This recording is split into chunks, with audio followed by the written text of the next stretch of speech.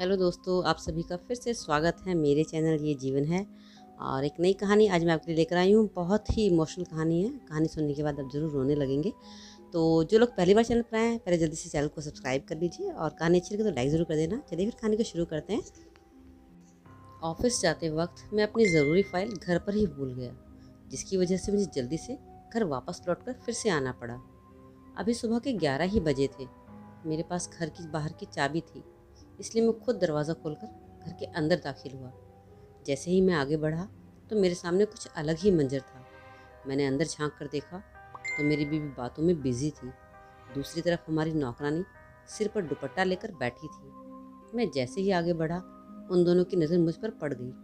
मैं उनकी तरफ बढ़ा तो नौकरानी ने तुरंत दुपट्टा ओढ़ लिया और भागने की कोशिश करने लगी। क्योंकि वह तेज़ी से भागी थी तो मैं उसे पकड़ नहीं पाया, मगर मेरे हाथ में उसका दुपट्टा आ गया। और फिर जो मैंने देखा वह नौकरानी नहीं, वह तो मेरी पत्नी का। मेरा नाम रवि है। मेरा जन्म एक अच्छे परिवार में हुआ। मेरी शादी बड़ी धूमधाम से हुई थी। वैसे तो मेरी शादी घर वालों की पसंद से हुई थी, लेकिन जैसे जैसे समय बीतता गया मैं अपनी बीवी से बहुत प्यार करने लगा था। मेरा दिल्ली से मुंबई ट्रांसफ़र हुआ तो मेरी बीवी जिद करने लगी कि उसे भी मेरे साथ मुंबई आना है। मैंने अपनी बीवी सोनिया को बहुत समझाया, देखो सोनिया, कुछ दिन यहीं पर रुक जाओ, मुझे फ़्लैट को सेट करवाने दो, फिर मैं तुम्हें बुला लूँगा। लेकिन उसने मेरी एक न सुनी। इधर मेरे माता पिता मुझसे नाराज़ हो रहे थे कि अपनी बीवी को तो हमारे पास छोड़कर जाओ, हम अकेले हो जाएंगे। लेकिन सोनिया जब वह बहुत ज़्यादा जिद करने लगी और रोने लगी तो मेरा दिल पिघल गया और फिर मैं उसे अपने साथ मुंबई ले आया था। मुंबई आने के बाद हमारे अच्छे दिनों की शुरुआत हो गई थी। हम दोनों खूब घूमते फिरते, होटल में खाना खाते। शुरू शुरू में सब ठीक था, लेकिन जैसा कि होता है कि हर पति पत्नी में थोड़ी बहुत लड़ाई भी होती है, तो हमारे बीच भी होने लगी। मैंने एक पोश एरिया में एक घर किराए पर लिया था, लेकिन साफ़ सफाई न करने होने के कारण वह बहुत गंदा रहने लगा था। सोनिया सफाई में बहुत कम इंटरेस्ट लिया करती थी। वह सारा दिन बस बैठी रहती। जब मैं सोनिया को सफाई करने के लिए कहता तो वह मुंह फुलाकर बैठ जाती और कहती, मैं क्या काम वाली बाई हूँ या बीवी। मैं उसे समझाता कि रेखा भाभी और सुनीता भाभी भी तो काम करती हैं ना, तुम कर लोगी तो क्या हो जाएगा। तो इस बात पर गुस्सा हो जाती और कहती, उन्हीं की वजह से तो मैं तुम्हारे साथ आई हूँ। वह दोनों खुद तो ससुराल में मशीन बनी हुई हैं और चाहती हैं कि मैं भी उनकी तरह मशीन बन जाऊँ। अब मैं उसकी इस बात का क्या जवाब देता। मैं ऑफिस से आकर अकेले ही पूरे घर की सफाई कर देता। मेरे लिए इतना ही काफ़ी था कि वह खाना बना लेती थी। खाना जैसा भी बनता था मैं खा लेता था। हमारा सब कुछ अच्छे से चल रहा था। ज़िंदगी में शांति थी। लेकिन अचानक पता नहीं क्या हुआ, मेरी बीवी परेशान सी रहने लगी थी। बात बात पर गुस्सा हो जाती थी। फिर एक दिन उसने मुझे बताया कि मुझे कामवाली मिल गई है। मैं कई दिनों से कामवाली को ढूंढ रही थी। वह बोली कामवाली 2 घंटे के लिए आएगी और घर की सफाई करके जाएगी। मुझे बड़ी खुशी हुई कि चलो, अब मुझे घर की सफाई नहीं करनी पड़ेगी। लेकिन मुझे चिंता भी हो रही थी। मैंने कहा, सोनिया, ध्यान रखना, नौकरानी घर की सफाई करने तो आती हैं, लेकिन सफाई करके चली जाती हैं। मेरी बात सुनकर वह हंस पड़ी और बोली, आप चिंता मत करो, ऐसा कुछ नहीं होगा। अब एक बार फिर से घर में शांति आ गई थी। सोनिया बहुत खुश रहने लगी थी और सच धज के रहने लगी थी। मैं घर आता तो उसको बहुत खुश देखता। मुझे तसल्ली हो गई थी कि चलो, सब कुछ ठीक हो गया है। लेकिन एक दिन मैं ऑफिस की एक ज़रूरी फाइल घर पर भूल गया था। घर जाकर देखा तो जो मंजर मेरे सामने था, मैं देखकर हैरान रह गया। मैंने सोनिया को एक कमरे में बंद कर दिया था और ऑफिस चला गया। देर रात जब मैं घर लौटा तो सोनिया ने ज़ोर ज़ोर से दरवाज़ा पीटना शुरू कर दिया था। मैंने परेशान होकर दरवाज़ा खोल दिया और उससे पूछा, तुम मुझे सीधे सीधे बताओ कि आज हमारे घर में नौकरानी के वेश में कौन मौजूद था। तो वह बोली, आपको मेरी कसम, पहले आप मेरी पूरी बात सुन लो, फिर मैं आपको उससे मिलवा दूंगी। मैंने अपनी बीवी को एक मौका और दे दिया था। मेरा दिल भी चाहता था कि जो मेरा शक है वह झूठा साबित हो, क्योंकि मैं सोनिया से बहुत प्यार करता था। सोनिया ने अपने आंसू पोंछे और कहने लगी, रवि, हम 7 बहनें और एक भाई थे। पिताजी दिहाड़ी मजदूर थे और मैं घर पर ही रहती थी। हम सब छोटे छोटे थे तो हमारे पेट भी छोटे थे। हमारा पेट माँ की सिलाई की कमाई से भर जाता था। जब हम बड़े हुए तो हमारी भूख भी बढ़ गई। अब कम खाने से गुजारा नहीं होता था। माँ दाल बनाने का बर्तन चूल्हे पर चढ़ा देती थी और जी भर के दाल में पानी डाल देती थी, लेकिन हमें रोटी हर बार कम पड़ जाती थी। हम खाली पेट ही उठ जाते थे। जब कई दिन तक ऐसी मुसीबत सहनी पड़ी तो हम सारे एक साथ बैठकर खाना खाना नहीं खाते थे। हम सभी भाई बहन एक दूसरे से खाना छीन कर खाने लगे थे। मेरा सबसे छोटा भाई आशीष, वह खाना मुट्ठी में भर लेता। हम उसे कुछ नहीं कहते थे। जब वह लड़ झगड़ कर उठ जाते थे तो वह अपने छोटे छोटे हाथों से रोटी के टुकड़े निकालकर माँ के मुंह में डालने लगता, और माँ यह देखकर जब रोती तो आशीष अपनी कमीज़ के बाजू से माँ के आंसू पोंछने लगता। मेरी सबसे बड़ी बहन 17 साल की थी और आशीष 4 साल का। यह जो उम्र का अंतर होता है ना, यह बहुत खतरनाक होता है। बहन की शादी की उम्र निकलती जा रही थी, लेकिन गरीब घर की लड़की से कौन शादी करता है। अब हम दोनों को आशीष से बड़ी आशा थी, लेकिन जो हम सोचते हैं शायद वह कभी नहीं होता। हम दिन गिन कर काट रहे थे कि कब वह जवान होगा और कब हमारी किस्मत खुलेगी। आशीष जवान हो गया और हम सब बहनों की शादी की उम्र हो गई थी। जब हम अपनी किस्मत पर रोते थे तो आशीष सबसे बड़ी बहन सीमा के गले लगकर रो पड़ता था। मैं अपना माथा पीट कर रह जाती। माँ आशीष को बहुत समझाती थी कि तुम एक मर्द हो। जब एक औरत किस्मत के सामने मजबूर होकर आंसू बहाती है तो मर्द हिम्मत जुटाकर उसके आंसू पोंछ देता है, खुद रोने नहीं बैठ जाता। मगर आशीष को यह बातें कहाँ समझ में आती थी। उस बेचारे की भी हमारी तरह ही नसीब फूटे हुए थे। पढ़ाई से भी दूर हुआ और हुनर से भी। जब वह 17 साल का हुआ तो माँ ने उसे बिजली का काम सीखने के लिए लगा दिया था, लेकिन जब तक उसके पास काम सीखने के लिए समय ही नहीं बचा था। माँ की आंखों की रोशनी बहुत कमज़ोर हो चुकी थी। वह सिलाई नहीं कर सकती थी। बड़ी बहन भी सिलाई से पीछे हट चुकी थी। अब सुबह शाम हमारे हालात एक जैसे थे। हम भूखे रहते। पिताजी शाम को पीकर आते थे और बिस्तर पर ढेर हो जाते थे। मैं रात में भूख के कारण रो रही थी। आशीष नींद से उठकर मेरे पास आ गया और मुझे गले लगाकर रोने लगा। मैं भी रोने लगी तो उसने अपना फैसला सुना दिया कि वह बिजली का काम नहीं सीखेगा, बल्कि दिहाड़ी मजदूरी करेगा, मेहनत मजदूरी करेगा। समय की मांग भी यही थी। तभी तो हम सभी चुप रहे। अब एक लड़का अक्सर आशीष के साथ हमारे घर आ जाता था। उसका नाम सुनील था और वह उम्र में आशीष से काफ़ी बड़ा था, शायद मुझसे भी 1-2 साल बड़ा था। वह माँ को आकर दिलासा देता कि चिंता मत कीजिए, सब ठीक हो जाएगा। वह चोरी चोरी मुझे देखता रहता। उसको मैं अच्छी लगने लगी थी और मुझे वह। उसने मुझसे कहा था कि जब उसके घर की हालत ठीक हो जाएगी तो वह मुझे अपनी दुल्हन बनाकर ले जाएगा। लेकिन फिर एक दिन सुनील गायब हो गया। मुझे उम्मीद थी कि वह एक दिन ज़रूर वापस आएगा। इस बीच आशीष भी पूरे दिन घर से गायब रहता था।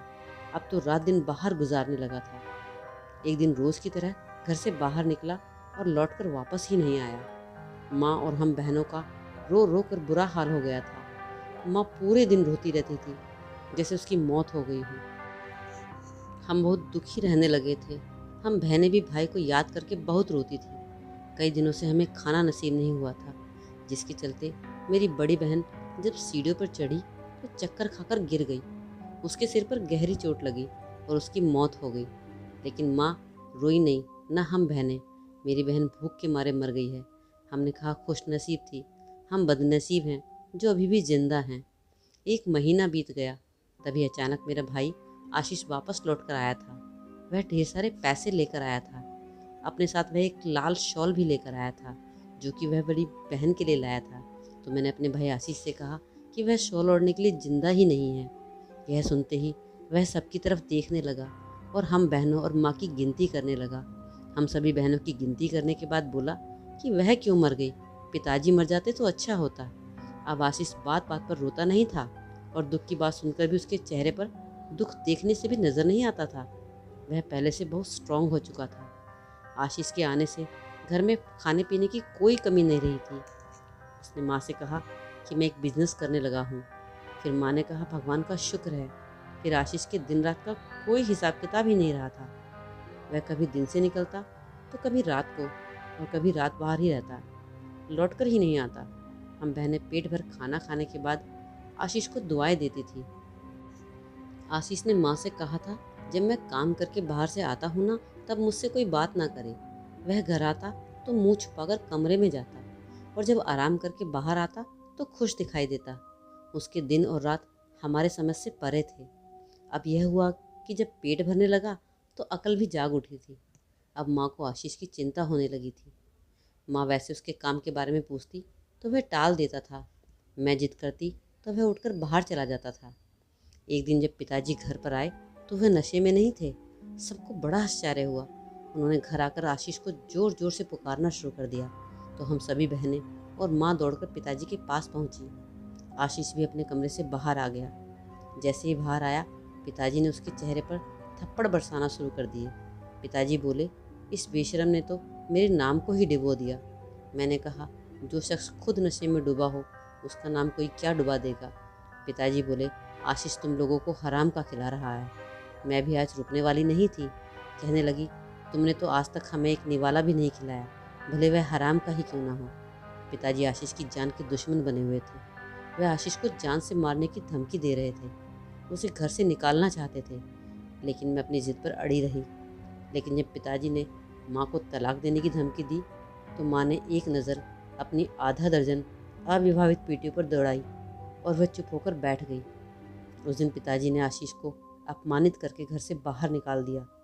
लेकिन आशीष की आंखों में ना आंसू थे और ना ही चेहरे पर कोई उदासी थी। आशीष घर छोड़कर चला गया तो माँ ने पिताजी से पूछा, मेरे बेटे का अपराध क्या था। पिताजी ने माँ को कोई जवाब नहीं दिया और घर से निकल गए। आशीष ने घर छोड़ दिया था, लेकिन उसने हमसे हाथ नहीं खींचा था। वह हर महीने माँ को अच्छी खासी रकम भेजा करता था। उसके पैसे से माँ ने एक नए इलाके में एक घर खरीद लिया। उस इलाके में किसी को नहीं पता था कि हम किन हालातों से निकल कर आए हैं। हम तो सभी की नज़र में ख़ानदानी बन गए थे। माँ ने हमारे रिश्ते ढूंढे और हमारी शादियाँ कर दी। धीरे धीरे आशीष भैया ने घर पर आना कम कर दिया और एक दिन ऐसा आया कि वह वापस लौट कर ही नहीं आया। हमें नहीं पता कि वह कहाँ है और किस हाल में है। लेकिन कल जब मैं बाज़ार गई तो मेरी मुलाकात आशीष के दोस्त सुनील से हुई। वह आशीष के लिए बहुत चिंतित था। उसने हाथ जोड़कर मुझसे विनती की कि मैं आशीष से मिल लूं, नहीं तो वो अपनी ज़िंदगी से हाथ धो बैठेगा। रवि, आप प्लीज़ मुझे उसके पास ले चलो। मैं सोनिया की बातें सुनकर हैरान था। जब उसने हाथ जोड़कर विनती की तो मैंने माथे पर सिरवट डालते हुए कहा, मुझे सिर्फ तुम इतना पूछना है कि आज वह काम वाली मेरे घर पर आई थी, उसकी हकीकत क्या है। तो वह बोली, मैं आपको सब कुछ सच बता दूंगी, लेकिन मुझे डर है कि असलियत जानने के बाद आप मुझे तलाक ना दे दें। पर इससे पहले बस आप मेरे साथ मिलकर आशीष को ढूंढने में मेरी मदद करो। फिर आप जैसा कहेंगे मैं वैसा करूंगी। हमेशा की तरह मैंने सोनिया की बात मान ली थी। मैंने उससे वादा किया था कि मैं आशीष को ढूंढ कर लाऊंगा। मुझे सुनील भी याद था। सोनिया ने खुद ही कबूल कर लिया था कि वह उससे प्यार करती थी। सबसे पहले मुझे सुनील को ही ढूंढना था, जो सोनिया को मार्केट में मिला था। लेकिन वह सोनिया से मिलने के बाद कहाँ गायब हो गया था।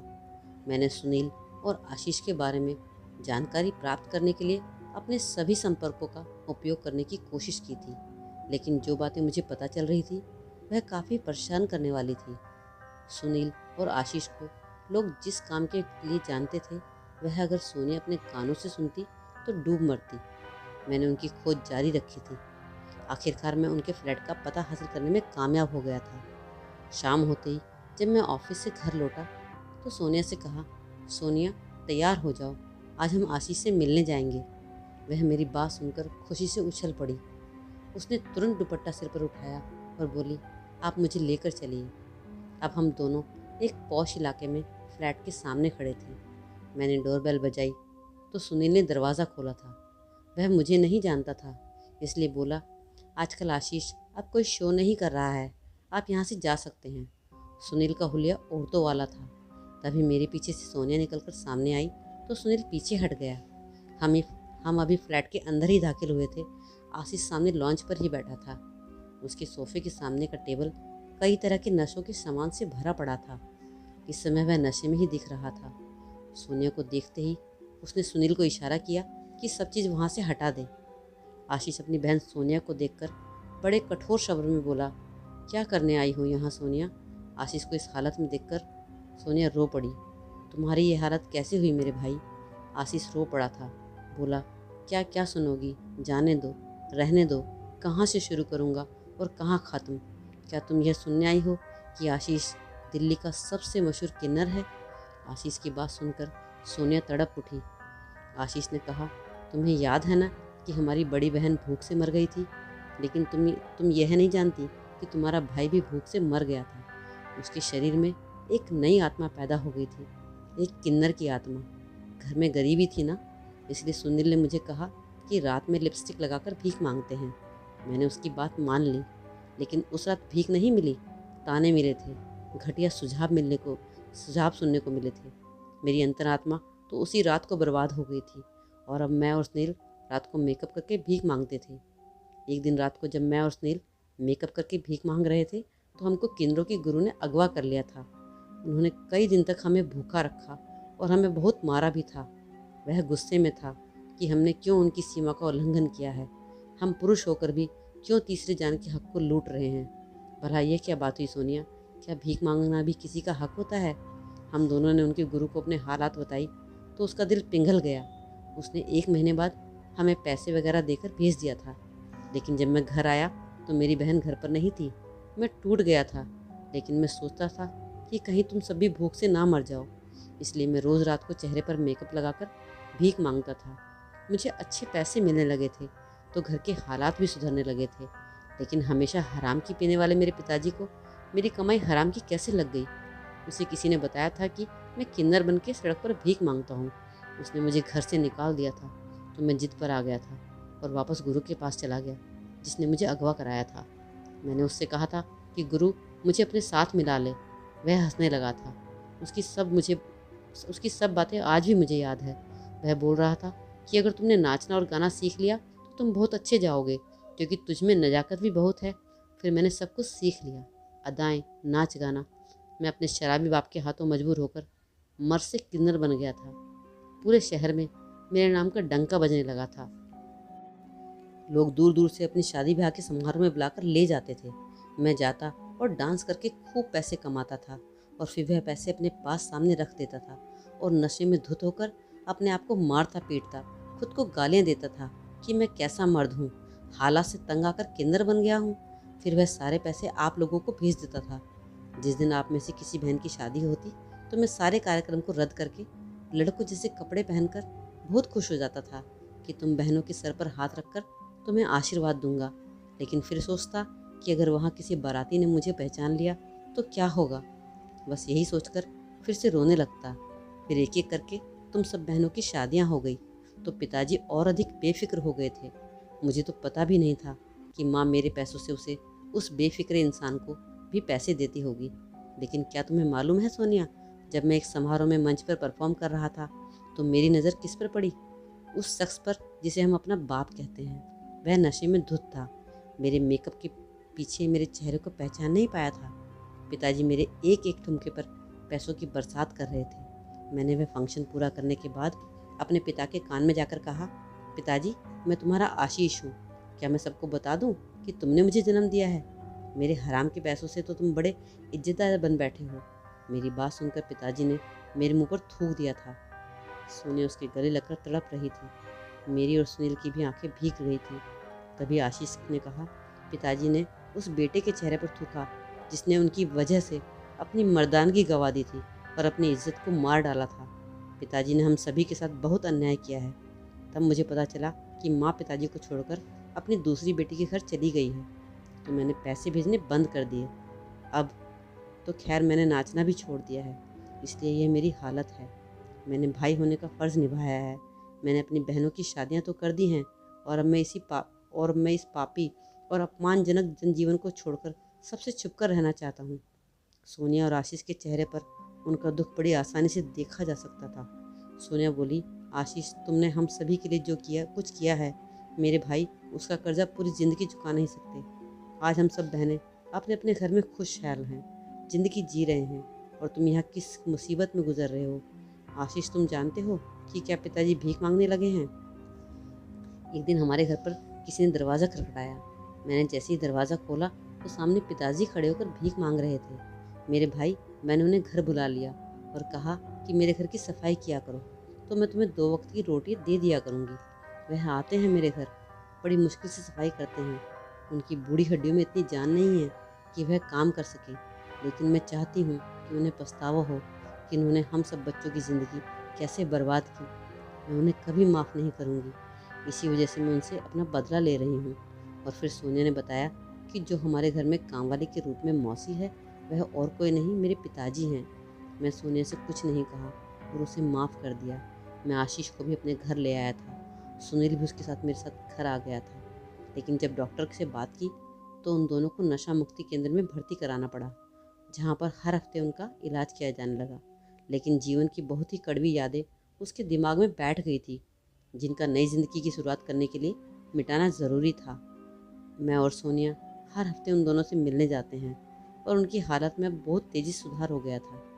अब सोनिया भी अपने भाई की रिश्ता ढूंढने में व्यस्त हो गई है। जहाँ तक सोनिया के पिताजी का सवाल है, वह हर दिन हमारे घर की सफाई करने आते हैं। मैं सोनिया को समझाता हूँ कि वह अपने पिताजी को माफ़ कर दे, मगर वह अभी माफ़ करने के लिए दिमागी तौर पर तैयार नहीं है। अब आप ही बता दीजिए कि क्या सोनिया को अपने पिताजी को माफ़ कर देना चाहिए या फिर इसी तरह अपने पर जुर्म का बदला लेते रहना चाहिए।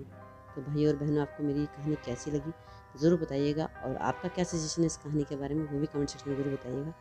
चलिए फिर मिलते हैं एक नई कहानी के साथ एक नई वीडियो में। तब तक के लिए बाय बाय।